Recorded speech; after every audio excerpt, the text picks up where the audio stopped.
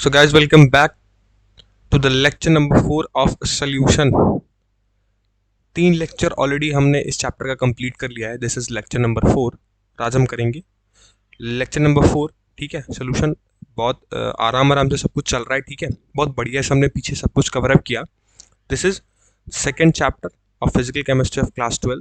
This is more than enough for JEE NEET and MU triple 2024. ठीक है. So content में कोई दिक्कत नहीं है. कंटेंट बहुत बढ़िया से हम पढ़ते चल रहे हैं. 3 लेक्चर बहुत ढंग से बहुत सही तरीके से हमने पढ़ा. दिस इज लेक्चर नंबर 4 और आज हम नंबर 4 से आगे कंटिन्यू करेंगे बातें. Before moving to our main content I like to introduce myself. My name is Shoham Padhyay and I'm your MUEEE chemistry educator as well as I'm a JEE qualified candidate and pursuing BTech from IIT Lucknow. अभी तो सब मेरे को जान ही गए होगे. ठीक है. तो ये सब प्रीवियस लेक्चर्स की चीज़ें थी जो हो चुकी हैं ऑलरेडी. समय लगेगा इसलिए डायरेक्टली हम चलते हैं अपने फाइनल पेज पे. ये सब नोट्स के थ्रू आपको मिल भी रहा होगा. ठीक है. आई होप आप इस चीज़ को एक्सेस कर रहे होंगे. ठीक है. तो मैं थोड़ी स्लाइड खाली नहीं है तो मैं स्लाइड खाली कर लेता हूँ यहाँ से. कल के लेक्चर में हमने क्या पढ़ा था भाई? कल के लेक्चर में एक सेकेंड. कल के लेक्चर में हमने जितने भी हमारे क्या थे कंसंट्रेशन टर्म्स थे उस सबको कंप्लीट कर लिया था, है ना जी. तो लास्ट क्या पढ़ा था थोड़ा सा फटाक से रिकॉल कर दिया जाए. लास्ट हमने पढ़ा था मोलालिटी. क्या होती है मोलालिटी ये हमने पढ़ा था, है ना. सो मोलालिटी क्या होती है, मोल फ्रैक्शन क्या होता है, मोलारिटी क्या होती है, लास्ट क्लास मैंने बहुत ढंग से डिस्कस किया है और बहुत डेप्थ में ये सबको मैंने कवर अप किया था लास्ट क्लास में. आज जो है मैंने बताया था कि कंसंट्रेशन टर्म जो है वो फिनिश हो चुका है. तो आज की शुरुआत अब हम करेंगे आगे जहां हमने वेपर प्रेशर और बॉइलिंग पॉइंट पढ़ के जिस चीज़ को छोड़ा था. बीच में मैंने क्या इंट्रोड्यूस कर दिया था कंसंट्रेशन टर्म. क्यों? क्योंकि कंसंट्रेशन टर्म भी मैंने यहाँ पढ़ाया इसलिए क्योंकि मोल कॉन्सेप्ट में मैंने उस चीज़ को छोड़ा था. मैं बोला था कि सोल्यूशन के अंदर पढ़ाऊंगा. तो अगर मैं अभी वेपर प्रेशर या बॉइलिंग पॉइंट पढ़ने के बाद डायरेक्टली आज के टॉपिक मतलब राउल्ट्स लॉ को शुरू कर देता, जो कि आज का टॉपिक हम पढ़ेंगे, आज की शुरुआत होगी Raoult's law. Raoult's law of vapour pressure ये आज का टॉपिक है हमारा. ठीक है. और यकीन मानो बहुत इंपॉर्टेंट टॉपिक है सॉल्यूशन के अंदर. ऐसा इसलिए क्योंकि राउल्ट्स लॉ के बाद ही कोलिगेटिव प्रॉपर्टी की शुरुआत होती है. ठीक है. और ये थोड़ा छोटा नहीं है. हो सके तो आज का लेक्चर और कल का लेक्चर भी लग जाए इसमें. ठीक है. देखते हैं, कोशिश करेंगे कि मैक्सिमम आज के लेक्चर को इसको कवर अप करें. राउल्ट्स लॉ बहुत इंपॉर्टेंट टॉपिक होता है. वेपर वेपर प्रेशर के बारे में राउल्ट्स लॉ है. ठीक है. इस चैप्टर के अंदर हमको पढ़ना है. ठीक है. क्या होता है राउल्ट्स लॉ. और मैं थोड़ा सा बता दूं कि क्यों मैंने बीच में कंसंट्रेशन टर्म पढ़ाया. ऐसा इसलिए पढ़ाया क्योंकि राउल्ट्स लॉ के अंदर, राउल्ट्स लॉ वेपर प्रेशर के अंदर जो भी टर्मिनोलॉजी यूज होगी वो कुछ हद तक कंसंट्रेशन टर्म से मिलती जुलती है. इसीलिए मैंने पहले कंसंट्रेशन टर्म क्लियर कर दिया. ठीक है. खास करके मोल फ्रैक्शन, क्योंकि राउल्ट्स लॉ वेपर प्रेशर के अंदर मोल फ्रैक्शन का ही सब रोल है. ठीक है. सो अभी तक हमने पीछे क्या पढ़ा. अभी तक अगर मैं कंसंट्रेशन टर्म से पीछे की बात करूं तो हमने वेपर प्रेशर, बॉइलिंग पॉइंट वगैरह सब कुछ पढ़ लिया. ठीक है. तो शुरू करते हैं आज के हमारे इस टॉपिक को. उससे पहले थोड़ा सा मैं एंगेजमेंट चेक कर लूँ कि क्लास में कितनी है. ठीक है. थोड़ा राइटिंग इंप्रूव कीजिए प्लीज़. नोट्स बनाने में दिक्कत होती है. अच्छा, डाउन लग रहे हो. हाँ, माइक थोड़ा दूर करें. ज़्यादा है क्या? अभी ठीक है. अभी ठीक है. सबको दिख ठीक है अभी?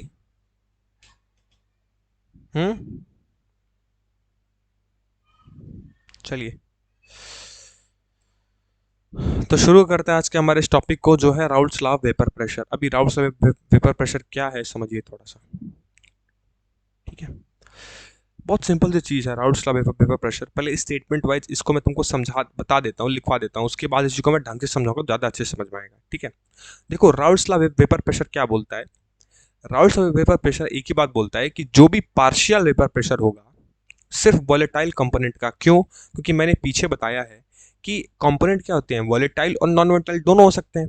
लेकिन क्योंकि हम Raoult's law of vapour pressure पढ़ रहे हैं तो मैंने ये बताया था कि जो भी वॉलेटाइल कंपोनेंट्स होते हैं वो क्या बनाते हैं, वेपर वेपर फॉर्म करते हैं. उनकी टेंडेंसी होती है कि वो वेपर को फॉर्म करे. So Raoult's law vapour pressure simple सी एक बात बोलता है कि पार्शियल प्रेशर, ध्यान से समझना, बहुत अच्छे से समझाऊंगा, पहले लिख लो जो इसका नोटेशन है. Partial pressure of volatile component of a solution is directly proportional to the mole fraction of that component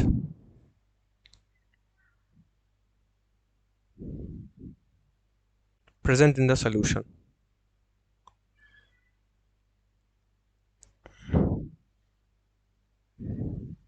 अब देखो क्या लिखा मैंने लिखा कि partial pressure of volatile component of a solution, ठीक है, is directly proportional to the mole fraction. अब देखो ये शब्द मोल फ्रैक्शन का इस्तेमाल हुआ है, इसीलिए मैंने पहले कंसंट्रेशन टर्म पढ़ाया और इस टॉपिक को बिना पढ़ाए कंसंट्रेशन टर्म में यूज करता और यहाँ मोल फ्रैक्शन तुमको समझाता तो बड़ा दिक्कत होता, लेकिन आप समझ जाओगे मोल फ्रैक्शन क्या होता है क्योंकि ऑलरेडी प्रीवियस लेक्चर में पढ़ा दिया है, ठीक है। तो पहले समझते हैं लिखा है क्या। वैसे तो लिख के वैसे भी जो चीज़ लिखी होती है उसको पढ़ते हैं तो समझ नहीं आता है, बट थोड़ा एक बार पढ़ लेते हैं कि क्या कह रहा है। क्या रहा है कि partial pressure of volatile component of a solution is directly proportional to the mole fraction of that component present in solution. अभी पढ़े नहीं समझ आया, देखो मैं समझाता हूँ, ध्यान से समझो। हमारे पास मान लो कि एक बीकर है, ठीक है, और इस बीकर के अंदर हमने क्या किया है, एक सॉल्यूशन बना रखा है, ठीक है। अब सॉल्यूशन के अंदर क्या है, सॉल्यूशन के अंदर भाई सॉल्यूट भी हो सकता है और सॉल्वेंट, क्योंकि सॉल्यूशन के दो कंपोनेंट कौन कौन से, सॉल्यूट और सॉल्वेंट। तो हमने एक बीकर लिया, उसके अंदर हमने एक सॉल्यूशन बना रखा है, दिस इज आवर सॉल्यूशन, जिसके अंदर सॉल्यूट भी है और सॉल्वेंट भी है। मैंने क्या बताया था कि इस चैप्टर में सॉल्वेंट को हमेशा ए से डिनोट करेंगे, एक जनरल डिनोशन है। तो मैं मान लेता हूं कि इसमें जो है ये a प्लस बी एक सॉल्यूशन है, ठीक है, जिसके अंदर a हमारा सॉल्वेंट है, b हमारा सॉल्यूट है। अब अगर मैं तुमसे कह दूं, ठीक है, अगर मैं तुमसे कह दूं, अब देखो इस चीज को दो केस में हम समझेंगे, किस में, दो केस में। एक तो case number one, case number one क्या है समझो थोड़ा। ये जो स्टेटमेंट लिखा है अभी मैं इसका मतलब समझाता हूँ, चिंता ना करो। बट मैं तुमको क्या बोला कि मान लो हमने एक सोल्यूशन प्रिपेयर किया जिसके अंदर सॉल्यूट और सॉल्वेंट, क्योंकि एक सोल्यूशन के दो कंपोनेंट हो सकते हैं। अब मैंने बोला ए और बी से डिनोट करते हैं हम, तो मान लो सॉल्वेंट को मैं ए से डिनोट करता हूँ और इस चैप्टर में हमेशा आप सॉल्यूट को बी से डिनोट करेंगे, ठीक है, ये कन्वेंशन है, ठीक है। अब मैं इसमें एक केस तुमको ये समझाता हूँ कि मान लो कि व्हेन, क्या बोला मैंने, व्हेन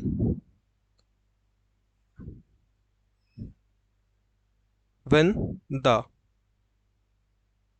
सॉल्यूट इज, सॉल्यूट क्या है, बी है, वोलाटाइल। क्या बोला मैंने कि केस वन में मान लो कि when the solute is volatile, मतलब कि ये वाला जो कंपोनेंट है हमारा, ये क्या है, एक वोलाटाइल कंपोनेंट है। अब अगर ए जो है वो क्या है, वोलाटाइल है, तो क्या होगा, क्या होगा, इसके अंदर ए और बी दोनों है, लेकिन क्योंकि सॉल्यूट जो है, मतलब बी जो है, सॉरी बी, वो हमारा वोलेटाइल है, तो क्या वोलेटाइल होने के वजह से ऊपर क्या बनेगा, वेपर बनेगा। बिल्कुल सर, बनेगा नहीं बनेगा, बिल्कुल। तो ये वेपर है, और किसके वेपर है, बी के वेपर है। क्यों, क्योंकि मैंने बोला कि केस वन जिसमें मान लो जिसमें जो सॉल्यूट है वो क्या है, वोलाटाइल है। तो अगर ये सॉल्यूशन के अंदर हमारा जो बी वाला है सॉल्यूट है, अगर वोलाटाइल है, तो उसका क्या बनेगा, वेपर बनेगा। क्यों, क्योंकि वोलाटाइल कंपोनेंट की ये टेंडेंसी होती है कि वो वेपर फॉर्म में कन्वर्ट होते हैं फ्रॉम लिक्विड।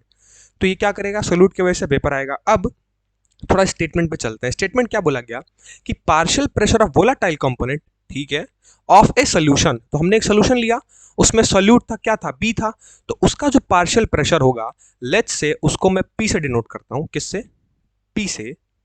तो क्या बोला गया है कि partial pressure of a volatile component of a solution is directly proportional to the mole fraction of that component. It means partial pressure को अगर मैं P से डिनोट किया हूं और वोलेटाइल कंपोनेंट सॉल्यूट है, तो मैं इसको directly proportional to X B लिख दूं। अरे अब एक्स बी को मैं ऐसे लिखता हूं, ठीक है, सिंपल वाला एक्स जैसा हम एक्स बी बनाते हैं। ये क्या है, ये राउल्स लॉ है, यही राउल्स लॉ है। राउल्स लॉ के कहने का मतलब ये है कि अगर सोल्यूशन में जो भी कंपोनेंट वोलेटाइल कंपोनेंट है, सो उसका जो पार्शियल प्रेशर होगा वो डायरेक्टली प्रोपोर्शनल होगा उसी के मोल फ्रैक्शन के। इसमें बी जो है वो एक वोलेटाइल है, इट मींस बी एक सॉल्यूट है, इट मींस मोल फ्रैक्शन भी किसका होगा, बी का होगा, इसलिए मैंने मोल फ्रैक्शन को एक्स बी लिख दिया। एक्स बी मतलब साई बी, इसको पढ़ लो, पढ़ने के लिए, बोलने के लिए मैं एक्स बी बोलूंगा, लेकिन है वो साई बी एक्चुअली, ठीक है, मोल फ्रैक्शन, ठीक है। अब इस चीज को प्रोपोर्शनलिटी कराने के लिए कांस्टेंट चाहिए होता है, और इस केस में जो कांस्टेंट आता है वो आता है पी नॉट। तो मैं इसको लिख सकता हूं किसका, बी सॉल्यूट है, it means P naught B into X B. अब सवाल ये आ रहा होगा कि सर पी नॉट बी जो है वो कांस्टेंट क्या है, समझो। देखो पी नॉट बी यहां कांस्टेंट काम करता है। पी नॉट बी बेसिकली है प्योर फॉर्म का, प्योर लिक्विड का प्रेशर। क्या बोला मैंने, प्योर लिक्विड का वेपर प्रेशर। ध्यान से समझना। पी नॉट बी क्या है, पी नॉट बी जो आया पिक्चर में वो क्या है, पी नॉट बी है प्योर लिक्विड का वेपर प्रेशर, मतलब vapour pressure of pure liquid. और एक्स बी क्या है, मोल फ्रैक्शन ऑफ क्या, सॉल्यूट जो कि वोलाटाइल था। और पी क्या है, partial pressure of the solute. It means इसको ऐसे लिख लो, अगर मन हो तो पी भी लिख लो, यानी पार्शियल प्रेशर ऑफ क्या, वोलाटाइल कंपोनेंट जो कि इस केस में सॉल्यूट है। तो उसका जो पार्शियल प्रेशर होगा वो डायरेक्टली प्रोपोर्शनल होगा एक्स बी के, एक्स बी मतलब mole fraction of that component. और P B equals to P naught B X B लिख सकता हूं। पी नॉट क्या है, पी नॉट जो है वो एक मल्टीप्लीकेशन कांस्टेंट है यहां, जिसको हम बोलते हैं प्योर लिक्विड का वेपर प्रेशर, प्योर लिक्विड का वेपर प्रेशर। क्लियर हुआ, ये चीज है राउल्ट्स लॉ, ये चीज है राउल्ट्स लॉ। लैग, अरे यार लैग हो रहा है, मतलब उतना पीछे बोला वो समझ नहीं आया।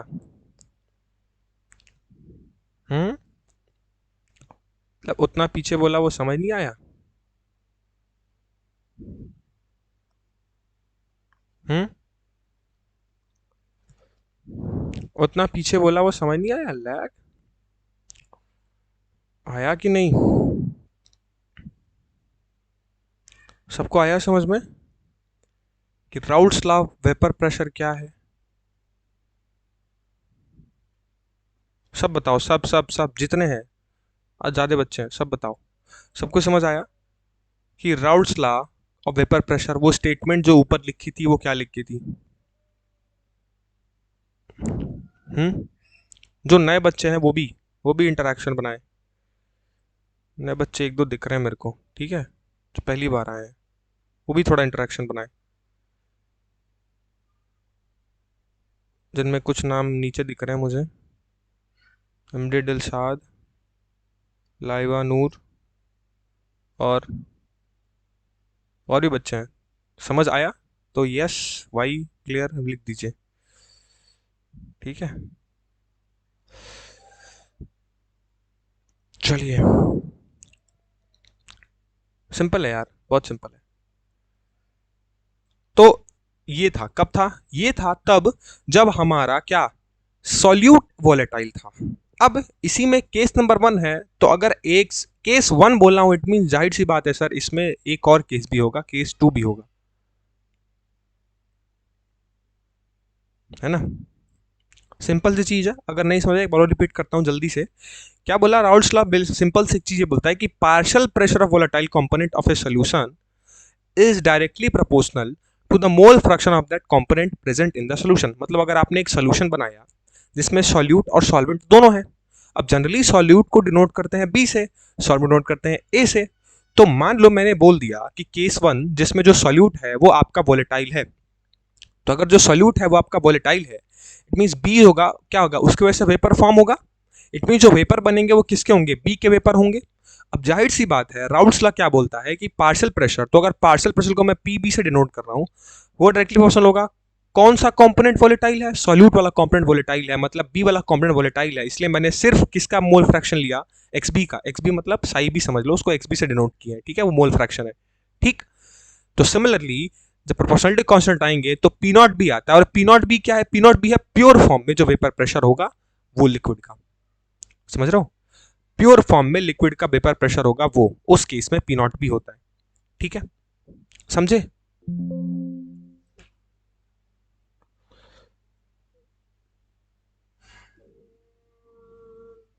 क्लियर, चलिए बहुत बढ़िया। बस ऐसे ही इंगेजमेंट दिखा दो जो भी नए बच्चे आए, ताकि मुझे पता चल जाए कि उनको भी समझ आ रहा है, ठीक है। अब सेम चीज होती है केस नंबर 2 के साथ। अब केस नंबर 2 में क्या होता है इसी को थोड़ा समझिए। केस नंबर 2 में होते क्या है, देखो इसको बोलते हैं binary solution. Case number 2 for binary solution, मतलब राउल्ट्स लॉ हम पढ़ेंगे किसके लिए, बाइनरी सोल्यूशंस के लिए। देखो बाइनरी सोल्यूशन कुछ नहीं होता है, बाइनरी सोल्यूशन ऐसा सोल्यूशन होता है जिसमें आपका जो सॉल्यूट हो और जो सॉल्वेंट हो, क्यों? क्योंकि यही दो कंपोनेंट हैं सर जी सोल्यूशन के, ये दोनों के दोनों इस बार वोलेटाइल हो जाए। इट मींस केस नंबर 2 क्या है कि फॉर, या फिर इसको लिख लो when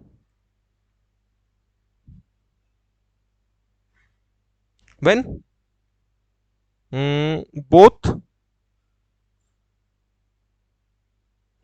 solute and solvent are volatile। जब दोनों सॉल्यूट और सॉल्वेंट दोनों वोलेटाइल हो जाए, इट मींस सॉल्यूट को हमेशा बी से, सॉल्वेंट को हमेशा ए से। तो कहने का मतलब ये है कि अगर हमारे पास एक सोल्यूशन प्रिपेयर्ड है एक कंटेनर में, दिन पर दिन कंटेनर मेरा छोटे होते जा रहा है ना, ना छोटा नहीं होने देना है।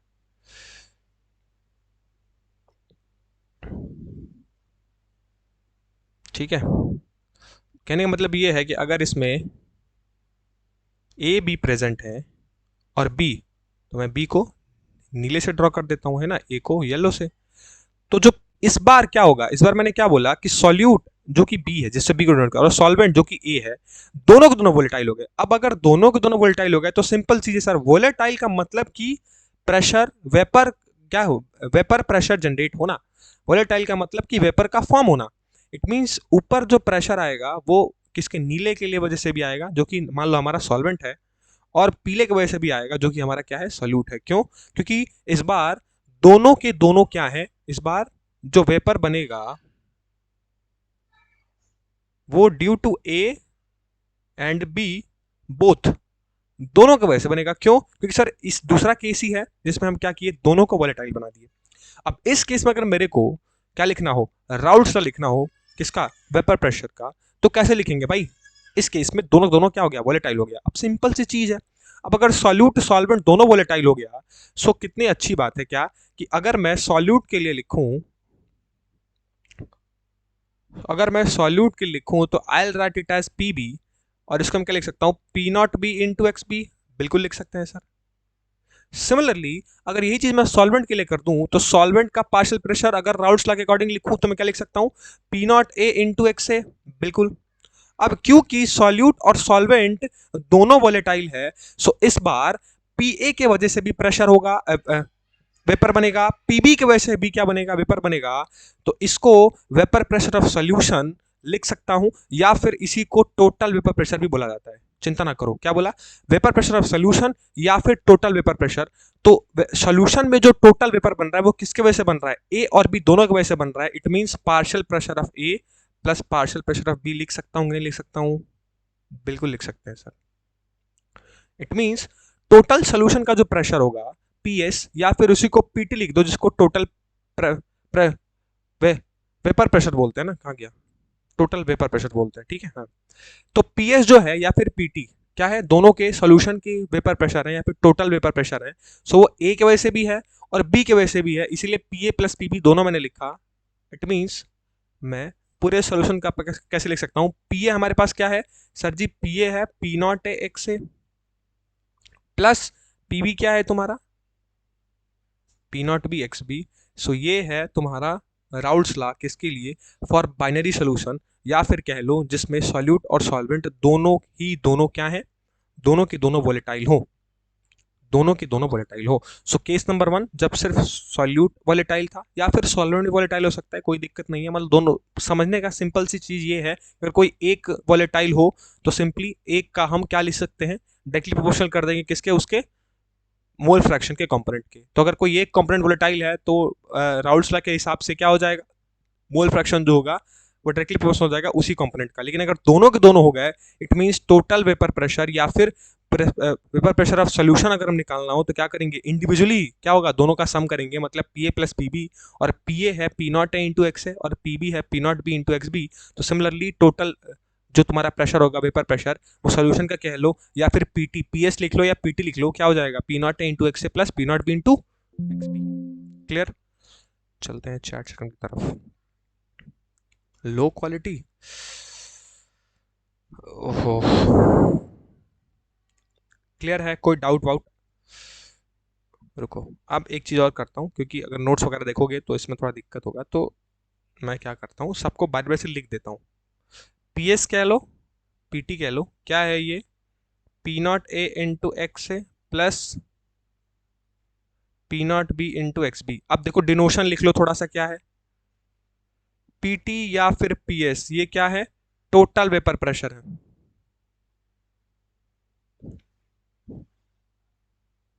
सोल्यूशन के, ठीक है। PA क्या है भाई, वेपर प्रेशर ऑफ, क्या है, सॉल्वेंट A। PB क्या है भाई, vapour pressure of solvent B। XA क्या है, बोलो मेरे साथ, सिंपल है sir, mole fraction of solvent A। XB क्या है,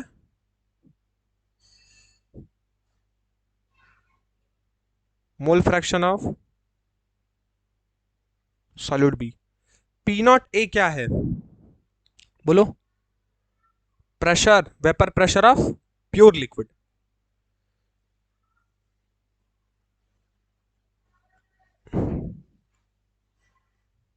VP, vapour pressure of pure solvent A। और P0B क्या है, vapour pressure of pure solute B। Clear है। अब देखो सारी टर्मिनोलॉजी मैंने तुमको डिनोट करा दी क्या है, इसलिए अलग अलग से लिख दिया। अच्छे से पढ़ेंगे ना, डिफरेंट पढ़ेंगे ना, और ऐसे पढ़ेंगे मान लो कि पहली बार पढ़ रहे हैं, ठीक है, मैं मान के चलो तो सब पहली बार पढ़ रहा हूँ। क्लियर, हाँ जी सबको। हम्म, दो बच्चे भाग गए, दो बच्चे कम हो गए एक और कम हो गया ठीक है, चलिए, सबको समझ आया, सबको समझ आया कि जब दोनों केस में होगा तो क्या होगा, है ना, दोनों केस में क्या हो जाएगा, टोटल प्रेशर ऐड हो जाएगा इनिशियली, ठीक है, कोई बात नहीं। अरे टिके ना टिके, मैं तो रोज क्लास लेता ही हूँ पढ़ना होगा वो तो पढ़ेंगे ही, ठीक है। चलिए, सो ये था आपका सोल्यूशन या फिर टोटल वेपर प्रेशर दोनों के केस में, ठीक। केस वन भी हमने देख लिया जब एक सिंगल वोलेटाइल लिक्विड हो, केस टू हमने देख लिया जब दोनों क्या हो, वोलेटाइल लिक्विड हो, ठीक है, मतलब सिर्फ सॉल्यूट हो और उसमें क्या हो, सॉल्वेंट हो। अब देखो, अब इसको ना एक ग्राफिकली थोड़ा समझा जाता है, ठीक है, तो थोड़ा समझिए, अब हम ग्राफिकली थोड़ा समझेंगे राउल्ट्स लॉ को, तो इसका ग्राफ जरा बड़ा इंपॉर्टेंट हो जाता है। राउल्ट्स लॉ को अब हम थोड़ा ग्राफिकली समझने की कोशिश करेंगे, ग्राफ के हेल्प से समझने की कोशिश करेंगे, ठीक है। अभी देखो मैं एक मस्त सी ग्राफ बनाता हूँ, देखो थोड़ा ध्यान से समझना, ठीक है, और थोड़ा आराम से सीखेंगे, ठीक है, टेंशन नहीं लेने का।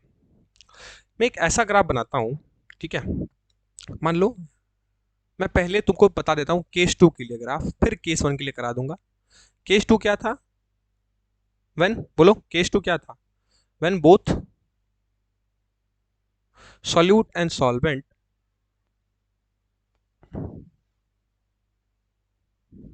are volatile।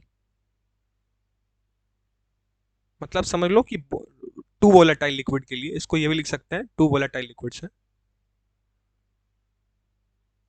इसको जनरली बुक में लिखा जाता है कि when two liquids are volatile, उसके लिए केस केस टू है। अब समझो, इस केस में मैंने तुमको क्या बताया था कि जो टोटल प्रेशर होता है, जो टोटल वेपर प्रेशर होता है वो क्या होता है, इंडिविजुअल वेपर प्रेशर के सम के बराबर होता है। इट मीन्स P0A × XA होता है सर, फिर P0B × XB होता है, ये तो हम पीछे पहले से जानते आ रहे हैं, है ना, ठीक है सर। तो अब इसमें नया क्या है, तो ग्राफिकली समझने की थोड़ी कोशिश करिए। मैं ग्राफ खींचता हूँ, ग्राफ खींचता हूँ जिसमें मैं एक्स एक्सिस पे मोल फ्रैक्शन लूंगा, ठीक है, और वाई एक्सिस पे आपके प्रेशर्स लूंगा, ठीक है, ठीक है, प्योर फॉर्म में लिक्विड के प्रेशर्स लूंगा, समझो थोड़ा ध्यान से। मैंने दो एक्सिस खींची, ठीक है, ये ग्राफ कैसा ग्राफ बनता है, ग्राफ का नेचर थोड़ा समझिए। ठीक है, ये क्या है, एक्स एक्सिस है, ऊपर क्या है, वाई एक्सिस है। ठीक है, तो डिनोशन में अब यहाँ से मिटा देता हूँ, मैंने आपको बता दिया। ठीक है, ये वाई है, नीचे एक्स है। अब इधर मैं क्या करता हूँ कि जो एक्स एक्सिस है इसमें मैं मोल फ्रैक्शन को क्या करता हूँ, प्लॉट करता हूँ,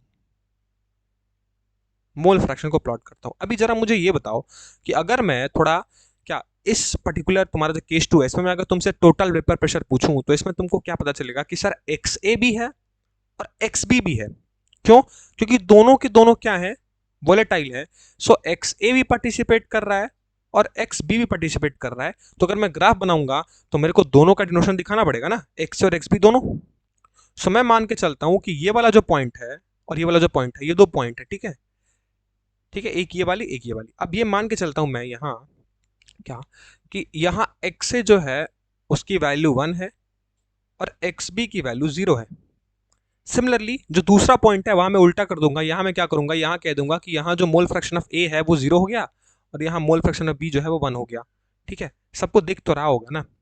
एक सेकंड, अभी दिखेगा। क्या करते हैं ना इसको, इस सिर्फ इस स्लाइड के लिए ये चीज को यहां से उड़ा देते हैं, थोड़ा समय दीजिए। ये सब मेरा ही किया हुआ है, ठीक है, थोड़ा करना पड़ता है। ठीक है, अब दिखेगा अच्छे से। तो मैंने क्या बोला, वापस से लिख देता हूँ, नहीं दिख रहा है तो कोई बात नहीं। मैंने बोला कि क्योंकि ये केस 2 के लिए ग्राफ है तो इसमें ए और बी दोनों वोलेटाइल है। इट मीन्स अगर मैं मोल फ्रैक्शन को एक्स एक्सिस पे रख रहा हूं तो मेरे को दोनों दोनों मोल फ्रैक्शन को कंसिडर करना पड़ेगा, एक्स ए बी और एक्स बी भी।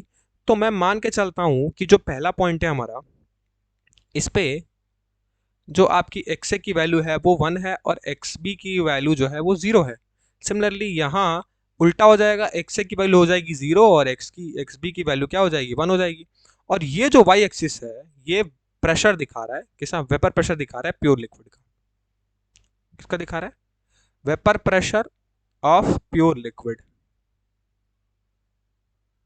अब खुद सोच के देखो कि अगर यहाँ एक्स ए की वैल्यू 1 है और एक्स बी की वैल्यू 0 है, इट मीन्स हमको ये तो पता चल गया कि सर जो ये वाली लाइन होगी, ठीक है, टोटल प्रेशर वेपर प्रेशर क्या होता है, P naught A into X A plus P naught B into X B, यही होता है, प्लस नहीं इंटू होता है। ठीक है, ठीक है सर। तो अगर इस केस में पहले वाले पॉइंट पे देखूं तो अगर एक्स बी 0 है तो एक्स बी 0 है मतलब कि जो पीटी का एक्सप्रेशन है सर, ये वाला एक्सप्रेशन क्या हो जाएगा, 0 हो जाएगा। इट मीन्स पीटी जो है वो सिर्फ P naught A into x के बराबर हो जाएगा, है ना। और एक्स की वैल्यू 1 है तो जब एक्स की वैल्यू को 1 कर दोगे तो जो हमारा पीटी होगा वो इस केस में पी नॉट ए के बराबर हो जाएगा, बिल्कुल हो जाएगा सर। इट मीन्स मान लो कि ये वाला जो पॉइंट है ये आपका पी नॉट ए वाला पॉइंट है। ठीक है, क्यों, क्योंकि वाई एक्सिस मैंने बोला कि मैं वेपर प्रेशर ले रहा हूं किसका, प्योर लिक्विड का। तो अगर यहाँ एक्स की वैल्यू 1 और एक्स बी की वैल्यू 0 है तो टोटल एक्सप्रेशन में एक्स बी क्या हो जाएगा, 0 हो जाएगा। और जैसे ही एक्स की वैल्यू का 1 पुट करेंगे तो पीटी जो है वो पी नॉट ए के बराबर हो जाएगा। इट मीन्स ये वाले लाइन में, किसमें, जहां मैंने पॉइंट को नोट किया, फर्स्ट पॉइंट जो इस वाले कॉर्नर पे है, मतलब ये वाला दो ओरिजिन मान लो कि एक यहाँ है एक यहाँ है। ठीक है, तो पहले वाले ओरिजिन पे जहां एक्स की वैल्यू 1 है, कुछ ना कुछ क्या होगा, पी नॉट ए होगा। टोटल प्रेशर किसके बराबर है, पी नॉट ए के बराबर है। अब मान लो थोड़े देर के लिए कि जो तुम्हारा ए जो है वो मोर वोलेटाइल है बी से। इसी के अंदर एक कंडीशन लगा लो कि जो ए है वो तुम्हारा मोर वोलेटाइल है बी से। तो अगर ए तुम्हारा बी से ज्यादा वोलेटाइल है तो मुझे ये बताओ कि ए का जो तुम्हारा प्रेशर होगा प्योर लिक्विड फॉर्म वो ज्यादा होगा, क्योंकि ए जो है अगर मोर वोलेटाइल है इट मींस वो ज्यादा प्रेशर बनाएगा। बिल्कुल सही है सर। मैंने बोल दिया तुमको कि मान लो एक इस केस में जब मैं केस 2 समझा रहा हूं तो इसमें क्या है, सॉल्यूट सॉल्वेंट दोनों वोलेटाइल है। बट मान लो कि एक वक्त के लिए जो ए है वो ज्यादा वोलेटाइल है बी से। इट मींस अगर मैं पी नॉट ए लिख रहा हूं तो मैं इसको मैंने यहां नोट किया है। सेम चीज अगर मैं इस ओरिजिन पे जाऊं तो इस ओरिजिन पे देखो एक्स ए हो गया 0। अब अगर एक्स से 0 हो गया तो सेकेंड केस में ये वाला टर्म 0 हो जाएगा और एक्स भी हो गया 1। तो अगर इस केस में सेकेंड केस में देखूं तो इस केस में क्या होगा, इस बार पीटी किसके बराबर हो जाएगा, P naught B X B के बराबर हो जाएगा सेकेंड केस के लिए। तो यहां से मिटा के और सेकेंड केस के लिए मैं लिख देता हूं कि जो तुम्हारा पीटी है वो क्या हो जाएगा, P naught B into X B. अगर एक्स बी 1 हो गया सो अगेन सर जो आपका टोटल प्रेशर होगा वो पी नॉट बी के बराबर हो जाएगा। ठीक है सर। और पी नॉट बी वाली लाइन कौन सी है सर जी, ये सेकंड वाली लाइन, ये वाली लाइन। इट मींस अब क्या मैं पी नॉट बी को यहां ड्रॉ कर दूं, बिल्कुल, क्यों, क्योंकि पी नॉट बी क्या है, पीटी के बराबर है तो कुछ ना कुछ वैल्यू है। अब सवाल तुम्हारे मन में ये आ रहा हो कि सर ए को ऊपर और बी को नीचे, ये आपको कैसे पता चला कि ए को ही ऊपर रखना है बी को नीचे बनाना है? देखो ए को मैंने यहां बनाया है, बी को मैंने कुछ यहां बनाया है ग्राफ पे। तो सर आपको ये बताइए कि ये कैसे पता चला कि पी ए की वैल्यू ऊपर रहेगी, पी बी की वैल्यू नीचे रहेगी? देखो मैंने ऊपर इसलिए पहले ही बोला कि एक किसके लिए, मान लो कि ए जो है वो ज्यादा वोलेटाइल है, इट मीन उसका ज्यादा प्रेशर होगा उसमें, तो पी नॉट ए की वैल्यू उसमें क्या होगी, ज्यादा होगी। सिमिलरली अगर बी कम है तो बी की वैल्यू पी नॉट क्या हो, पी नॉट ए है उससे थोड़ी छोटी, छोटे पॉइंट पर डालेंगे, इसलिए मैंने पी ए को यहां डाला, पी बी को यहां डाला। बिल्कुल सही। अब कुछ करना नहीं है क्या, जैसे ही आप एक्स ए मतलब मोल फ्रैक्शन ए की बात कर रहा हूं, तो जैसे ही आप कहां यहां से यहां जा रहे हैं आपका एक्स से जीरो हो जा रहा है। तो मैं अगर एक स्ट्रेट लाइन से इस पी नॉट ए वाले पॉइंट को और इसको ज्वाइन कर दूं तो कोई दिक्कत होगा? नहीं होने चाहिए। क्यों? क्योंकि जैसे जैसे आप इधर से इधर बढ़ रहे हैं, फ्रॉम कहां, फ्रॉम लेफ्ट टू राइट जा रहे हैं, आपकी एक्स ए की वैल्यू 1 से 0 होते जा रही है। इट मींस अगर एक्स ए की वैल्यू कंप्लीटली 0 हो जाएगी तो पी नॉट ए यहां से घटते जाएगा नीचे। हाँ, सिमिलरली अगर इस चीज को पी नॉट बी को मैं इससे ज्वाइन कर दूं तो इसका मतलब क्या है, इसका मतलब ये है कि सर जैसे ही आप राइट टू लेफ्ट जाएंगे ना, आपका जो बी है वो जीरो होते जाएगा। इट मींस जो पी नॉट बी होगा वो घटते जाएगा और एक टाइम पे जाके एक्स बी जीरो हो गया तो पी नॉट बी भी इस पॉइंट पे जीरो हो जाएगा। तो कहने का मतलब मेरा सिंपल सा यही है कि इस पॉइंट पे आपका पी नॉट बी जीरो है और इस पॉइंट पे आपका पी नॉट ए जीरो है। सो क्या मैं दोनों पॉइंट को एक स्ट्रेट लाइन से ज्वाइन कर दूं? क्यों स्ट्रेट लाइन से? क्यों? क्योंकि जब आप इस चीज को चेक करोगे, देखो P T equals to P naught भी आया है सेकंड केस के लिए। सो क्या equals to Y equals to M X जैसा ग्राफ नहीं बन रहा है? वैसा ही ग्राफ बनेगा बिल्कुल। करके देखो, P T equals to P naught B X B को करके देखो। इसीलिए स्ट्रेट लाइन से मैंने ज्वाइन किया है। इट मींस पी नॉट ए को ज्वाइन कर दो दूसरे के जीरो एंड से, पी नॉट बी को ज्वाइन कर दो पहले के एंड से, तो आपको ये चीज पता चल जाएगी कि पी नॉट जो है वो ज्यादा है पी नॉट बी से। इट मींस ए जो है वो मोर वोलेटाइल है बी से। सो ये जो लाइन आई और एक और लाइन आती है जो ए और बी दोनों को ज्वाइन करती है, और आपको ये चीज पता चल गई होगी कि सर जब ए और बी दोनों को ज्वाइन करेंगे इट मींस उसमें ए भी है और बी भी है। इट मींस ये वाली जो लाइन होगी, ये वाली लाइन किसको रिप्रेजेंट करेगी सर जी? टोटल प्रेशर को या फिर सॉल्यूशन। तो पीटी लिख लो या पीएस लिख लो। यही है पहला आपका ग्राफ किसका, राउल्ट्स लॉ का केस 2 के लिए, जिसमें मैंने ए को ज्यादा वोलेटाइल मान लिया। थक गया यार समझा समझा समझ आया? अरे भाई रुक जाओ, रुक जाओ। आगे आइडियल में जब घुसेंगे तो समझाएंगे कि आइडियल क्या है। ये समझ आया कि नहीं ये बताओ? प्योर लिक्विड का मतलब कि उसमें जो है हमने देखो कोई प्योर लिक्विड का सिंपल मतलब समझाता हूं। हमने उसमें कोई वोलेटाइल नॉन वोलेटाइल का खेल नहीं है, उसमें मैंने कोई सॉल्यूट नहीं मिलाया है। प्योर फॉर्म में उसका प्रेशर कितना है बस। ये समझ आया ग्राफ? हाथ दर्द हो रहा है यार।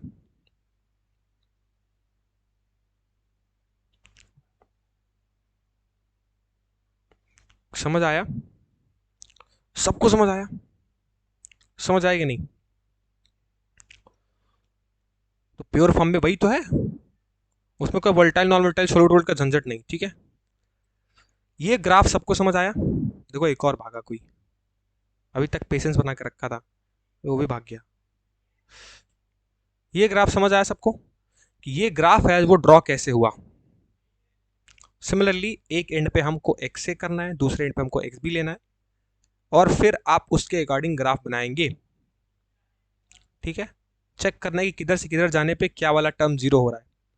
अच्छा अच्छा, अगर ये चीज समझ आई है तो अब तो एकदम अब तो एकदम मस्त तरीके से समझ जाओगे। क्या? आओ देखो, अब अगर यही केस नंबर 2 का ही ग्राफ मैं तुमसे कहूं कि इस बार बी जो है वो ज्यादा वोलेटाइल है ए से, कहोगे अरे सर मजाक कर रहे हैं क्या? जल्दी से ग्राफ खींचोगे कैसे? फटाक से दो एक्सिस खींचेंगे, है ना जी, ऐसे। ठीक है, एक तरफ क्या डालेंगे, एक तरफ डालेंगे यहां एक्स ए की वैल्यू 1, एक्स बी की वैल्यू हो गई 0, यहां एक्स ए की वैल्यू हो गई 0 और एक्स बी की वैल्यू हो गई 1। तो अगर क्या है, बी ज्यादा वोलेटाइल है, तो मान लेता हूं कि अगर ये वाला पॉइंट, एक सेकंड, ये वाला पॉइंट हमारा थोड़ा नीचे कर ले, क्या ज्यादा ऊपर हो गया ना? ठीक है, थोड़ा नीचे कर लेते हैं। चलो अगर मैं मान लेता हूं कि कलर बदल के, ये वाला पॉइंट हमारा क्या है, पी नॉट ए है। तो जाहिर सी बात है सर, इधर पक्का कहीं ऊपर पी नॉट बी आया होगा।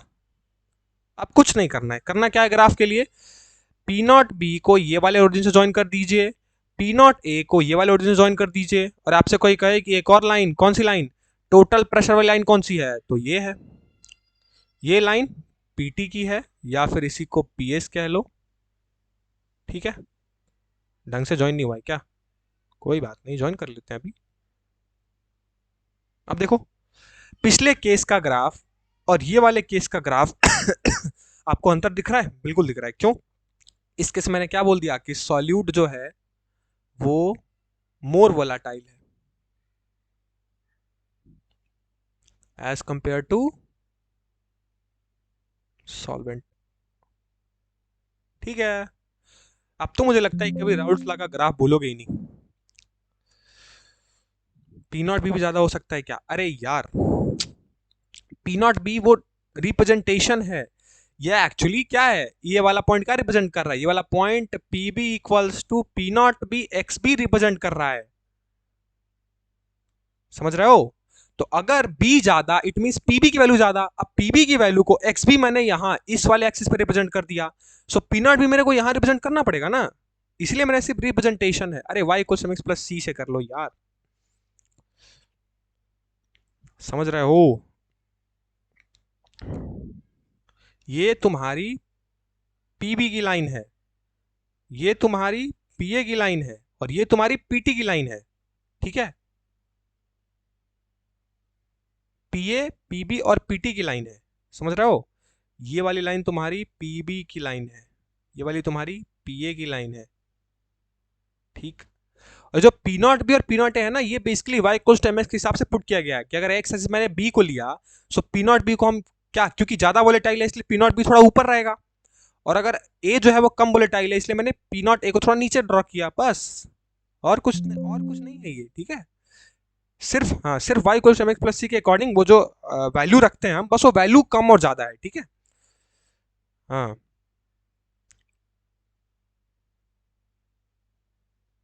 समझ आ गया, वो बस वैल्यू कम और ज्यादा है वो ग्राफ के अकॉर्डिंग। ठीक है, हाँ, चलिए भाई, तो अब तो ग्राफ, अब तो मतलब कोई सपने भी उठा के पूछे तो ग्राफ ड्रॉ कर लोगे तुरंत, है ना, राउल्ट्स लॉ का है, कर लोगे ना भाई। आ जाओ, अगर कर लोगे सो केस नंबर 1 का भी ग्राफ निपटा दे क्या इसी के साथ साथ, क्या बोलते हो गाइस, केस नंबर 1 का ग्राफ भी निपटा दे क्या, निपटा दीजिए बिल्कुल। तो केस नंबर 1 पीछे करे, चलो लिख देते हैं यहाँ। केस नंबर 1 क्या था, जब व्हेन सॉल्यूट इज वोलाटाइल था, मतलब या तो सॉल्यूट या सॉल्वेंट, मैं सॉल्यूट ले कर दिया, इट मींस बी, जब बी आपका वोलेटाइल हो। अब जब सिर्फ बी वोलेटाइल होगा, इट मींस, क्या, कि जो ग्राफ खींचेंगे आप वो क्या खींचेंगे, तो ग्राफ ड्रॉ तो कर ले पहले, वही सेम कंडीशंस, यहां एक्स ए 1 है, एक्स बी 0 है, यहां एक्स ए 0 है, एक्स बी 1 है। अब जरा सोच के देखो, क्या बोला मैंने कि व्हेन सॉल्यूट इज वोलेटाइल, मतलब इस केस में सिर्फ सॉल्यूट वोलेटाइल है, सॉल्वेंट वोलेटाइल नहीं है। तो अगर सॉल्वेंट वोलेटाइल नहीं है, इट मींस जाहिर सी बात है कि जो पीए होगा वो पूरा का पूरा क्या हो जाएगा, 0 हो जाएगा। क्यों, क्योंकि यार सॉल्वेंट वोलेटाइल है ही नहीं, और जब वो सॉल्वेंट वोलेटाइल नहीं है, इट मींस अगर टोटल एक्सप्रेशन देखूं तो टोटल एक्सप्रेशन क्या होता है, पीए प्लस पीबी। अब पीए क्या होता है, P naught A into X A plus P naught B into X B. It means अगर पी ए 0, इट मींस ये पूरा वाला टर्म 0, मतलब पीटी जो है वो सिर्फ पीबी के बराबर आ गया, और ये पीबी कितना है, P naught B into X B के बराबर आ गया।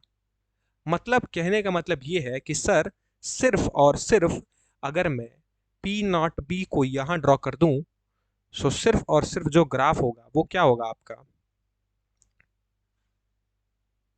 ये होगा। अरे लाइन कहां जा रही है भाई, तो सिर्फ और सिर्फ जो ग्राफ होगा वो हमारा ये होगा, बस, ये है आपका पी नॉट बी ठीक है, और यही लाइन आपकी पीटी की लाइन है, और पीटी किसके बराबर हो गई, पीबी के बराबर हो गई, मतलब सिर्फ एक ही लाइन आएगी। तो ये है आपका ग्राफ, कब, when solute B is volatile. Clear, clear है, सिर्फ एक ग्राफ आएगा।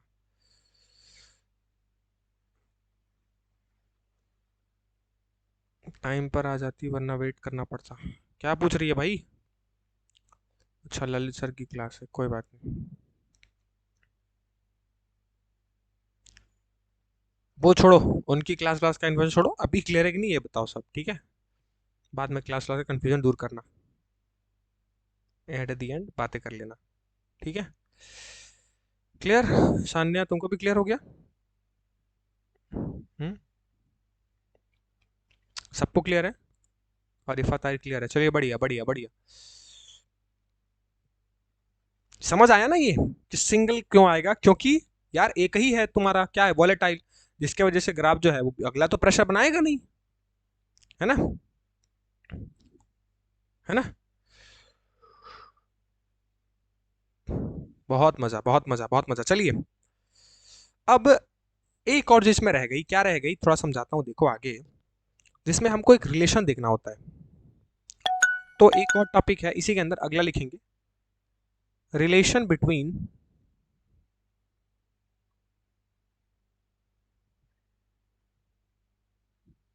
रिलेशन बिटवीन लिक्विड फेज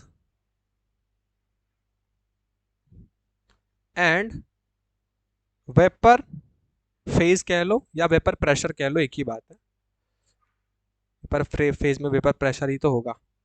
अब ये हमको एक रिलेशन देखना पड़ता है, किसका, ऑफ मोल फ्रैक्शन। मतलब मोल फ्रैक्शन किस किस में, लिक्विड फेज में और वेपर फेज में, दोनों में क्या रिलेशन है उसको थोड़ा समझना है। यानी हमारा नेक्स्ट टॉपिक क्या है, नेक्स्ट टॉपिक हमारा ये है इसी के अंदर, कि हमको समझना है कि जो तुम्हारा वेपर फेज में जो मोल फ्रैक्शन होगा और लिक्विड फेज में मोल फ्रैक्शन होगा वो आपस में कैसे रिलेटेड हैं। ठीक है, आओ, अब इस चीज के लिए मैं आपको थोड़ा सा इंट्रोडक्शन देता हूं। डाल्टन्स, यहां थोड़ा समझना पड़ेगा आपको। डाल्टन्स थ्योरी क्या थी पार्शियल प्रेशर की, Dalton's theory of partial pressure.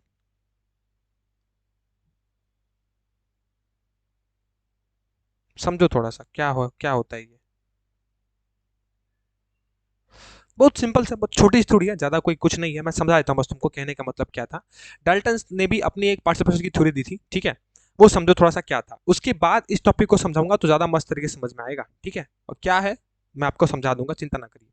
देखो, Dalton theory of partial pressure एक ही चीज बोलता था, क्या, कि डाल्टन के हिसाब से जो उसका पार्शियल प्रेशर का लॉ था वो ये कहता था कि किसी भी कंपोनेंट का पार्शियल प्रेशर जो होगा वो हमेशा total total pressure into mole fraction के बराबर होगा।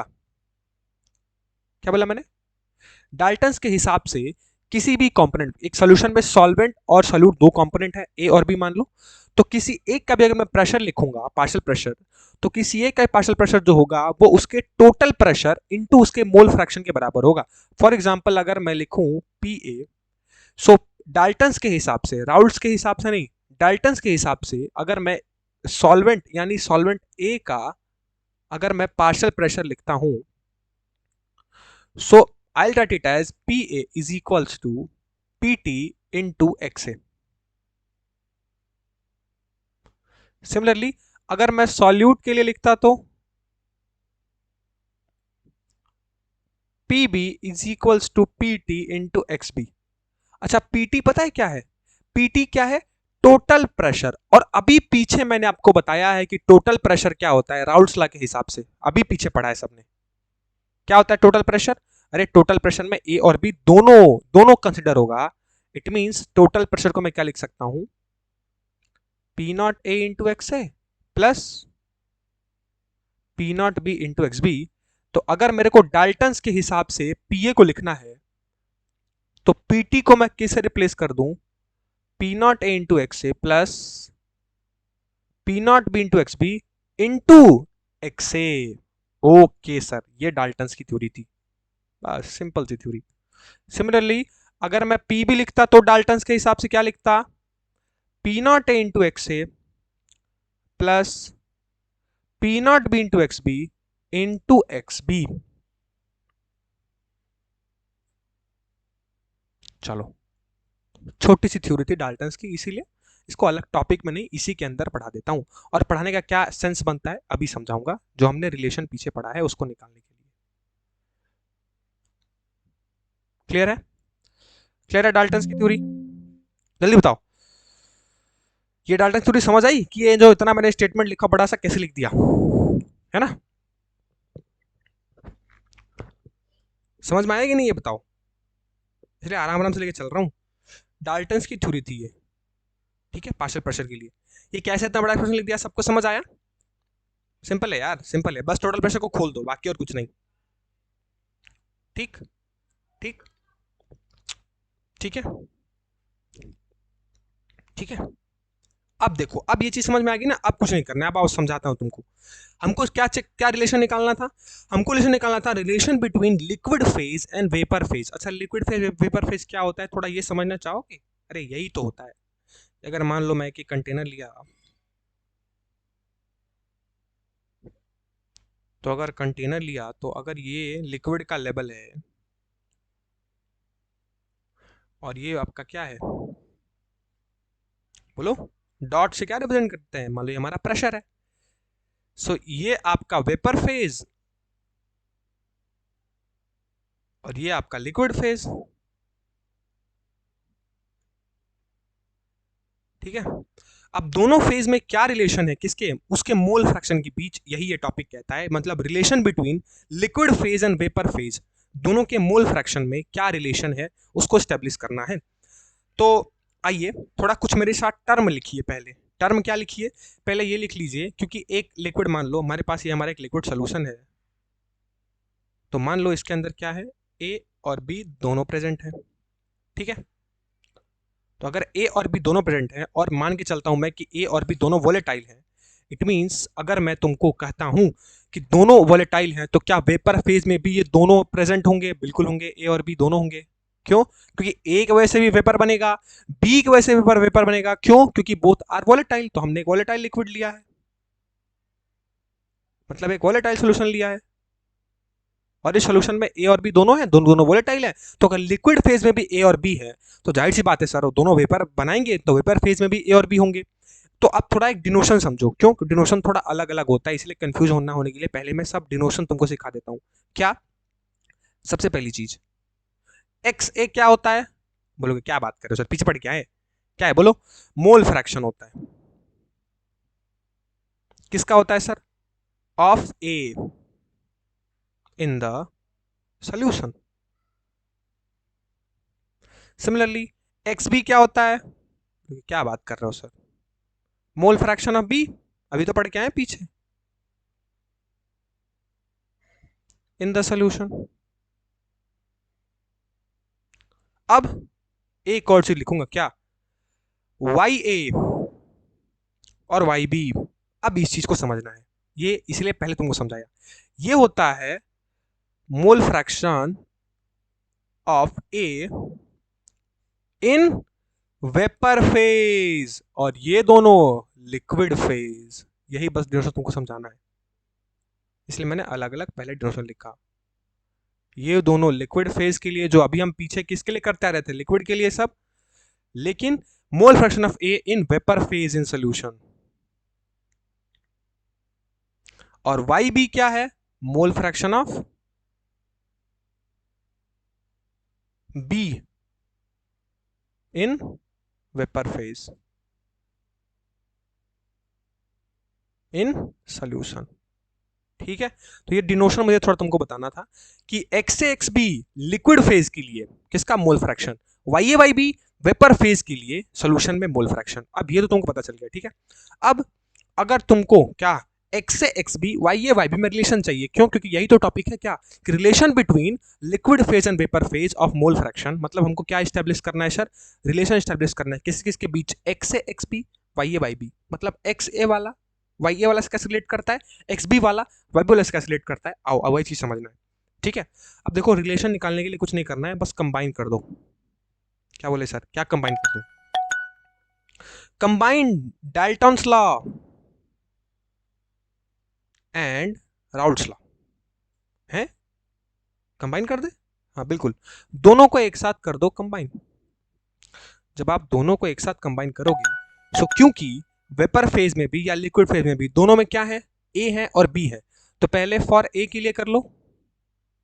तो अगर मैं सिर्फ ए के लिए रिलेशन निकालूंगा उसको मैं इधर लिखूंगा, और बी के लिए जो रिलेशन निकालूंगा, क्यों क्यों ए और बी, क्योंकि दोनों को दोनों क्या है, वोलेटाइल है, दोनों को दोनों लिक्विड फेज में भी है और दोनों को दोनों क्या है, वेपर फेज में भी है, क्योंकि दोनों दोनों वोलेटाइल है। तो ए के लिए अलग रिलेशन निकाल लेंगे, बी के लिए अलग रिलेशन निकाल लेंगे, दोनों का रिलेशन स्टेब्लिश हो जाएगा।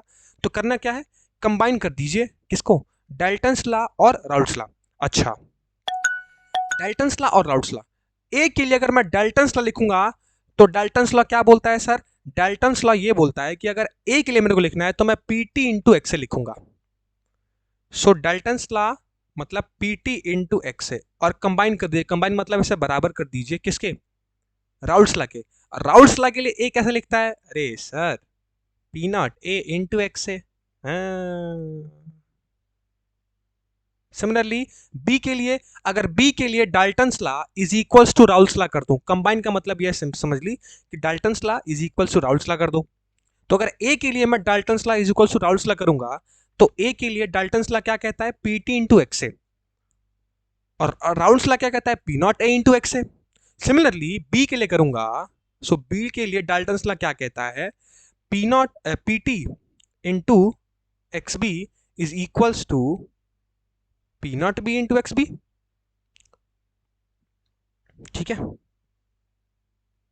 अरे एक्स बी कहाँ यार, मैं भी क्या करता हूं, यहां वाई ए होगा ना, क्यों, क्योंकि देखो वेपर फेज में वाई ए होता है भाई, वेपर फेज में वाई ए होता है, और लिक्विड फेज में एक्स। सिमिलरली यहां भी क्या करूंगा, वाई भी कर दूंगा ना, इसलिए वाई भी करूंगा, क्यों, क्योंकि जो तुम्हारा वेपर फेज में है, और यहां देखो डाल्टन्स लॉ पार्शियल प्रेशर की थ्योरी हमेशा वेपर फेज के लिए होती है, मैं मेंशन करना भूल गया, ठीक है।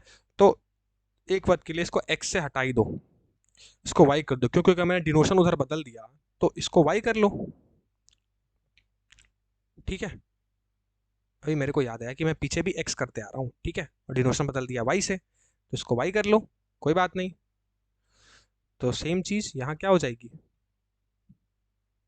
y ये y भी कर लो, कोई दिक्कत नहीं। अरे यार वेपर प्रेशर के लिए ही डाल्टन्स लॉ वैलिड होता है वेपर फेज में, डाल्टन्स लॉ वेपर फेज में कैलकुलेट करते हैं, इसका पूरा टॉपिक का नाम है Dalton's law of partial pressure in vapour phase, ठीक है। तो इसको वाई भी कर लो, कोई बात नहीं, क्या दिक्कत है, बस एक टर्म ही तो चेंज करना है। अब समझो क्या बोला मैंने, कि ए के लिए मैं क्या लिख सकता हूं, पीटी इंटू वाई ए, किसके हिसाब से, ये डाल्टन्स के हिसाब से, और ये किसके हिसाब से, राउल्ट्स के हिसाब से। सिमिलरली ये किसके हिसाब से, डाल्टन्स के हिसाब से, और ये किसके हिसाब से, राउल्ट्स के हिसाब से। अब कुछ करना नहीं है क्या, अगर मैं यहां से सिर्फ वाई ए को सब्सटीट्यूट करूं, सो ऊपर क्या हो जाएगा, P naught A into X A upon P T, बिल्कुल। फिर भी यहां से अगर मैं वाई बी को सब्सटीट्यूट कर लूं तो ऊपर क्या हो जाएगा, P naught B into X B upon P T. अरे गधेड़ो, अब पीछे पी टी पड़ गया है, पी टी क्या होता है, P naught A into X A upon P T क्या आता है, अरे दोनों का सम, मतलब P naught A into X A plus P naught B into X B. साफ सही से लिख दें, और सही से लिख देते हैं, तुम्हारा वाई ए हो जाएगा, वो क्या हो जाएगा, ऊपर तो sir ji P naught A into X ही रहेगा, ठीक है भैया, नीचे P naught A into X A plus P naught B into X B, लो रिलेशन निकल गया पहला, वाई ए का रिलेशन निकल गया एक्स और एक्स बी के टर्म में निकल गया।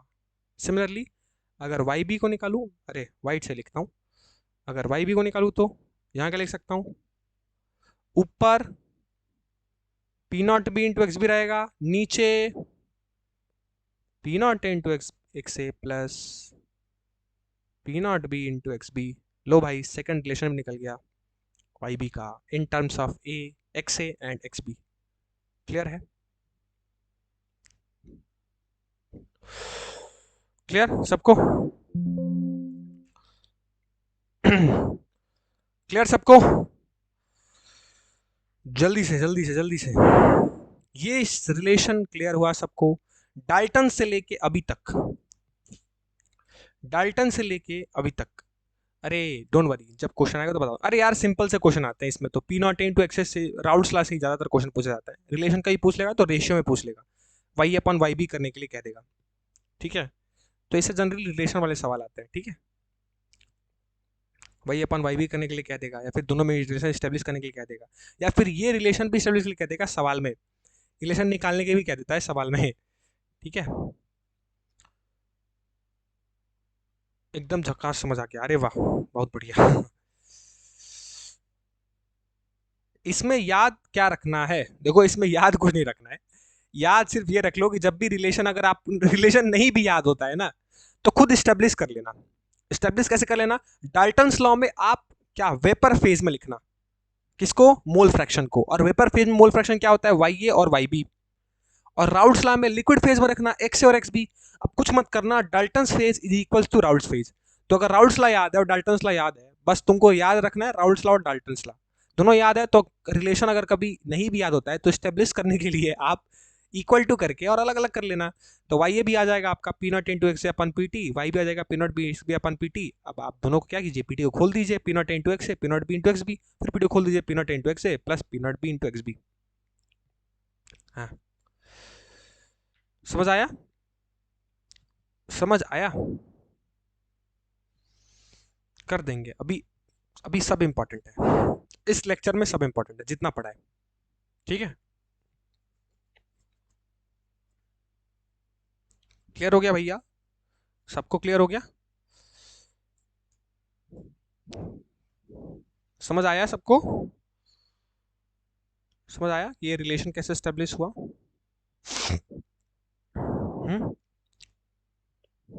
ठीक है,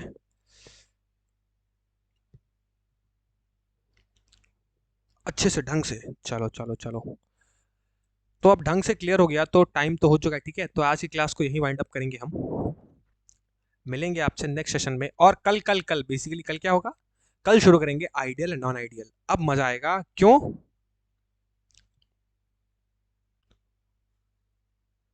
क्योंकि जो तुम्हारा आइडियल और नॉन आइडियल है, उससे आगे आपको पॉजिटिव डेविएशन नेगेटिव डेविएशन देखने को मिलेगा, है ना? तो आप positive deviation graph, negative deviation graph ये सब सीखेंगे तो बड़ा मजा आएगा। और फिर थर्ड पार्ट, थर्ड सेक्शन में, लास्ट सेक्शन में चलेंगे जहां कॉलिगेटिव प्रॉपर्टी की समाप्ति होगी। चैप्टर को हम कर देंगे फिनिश, चैप्टर कर देंगे द एंड, ठीक है? तो मिलेंगे आपसे कल।